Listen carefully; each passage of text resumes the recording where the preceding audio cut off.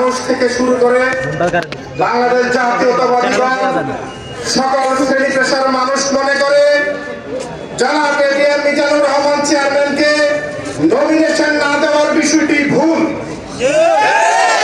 এবং যাকে প্রাথমিক তালিকায় ঘোষণা করেছে সেটি একটি মিস ইনফরমেশনের মাধ্যমে ভুল বোঝাবুঝির মাধ্যমে কেন্দ্রীয় বিএনপিকে মিসগাইড করে একটি সাময়িক ঘোষণা মাত্র। আগামী দিনের চূড়ান্ত নমিনেশনে যদিও আমাদের এই অঞ্চলের সবচেয়ে জনপ্রিয় নেতা জনাব মিজান চেয়ারম্যানকে নমিনেশন দেওয়া না হয় তাহলে আমরা আজকের মতো ওই দিনও ঢাকা চট্টগ্রাম মহাসড়ক অবরোধ করে সর্বোচ্চ আন্দোলন করে ওই নমিনেশনে আমরা প্রত্যাখ্যান করব।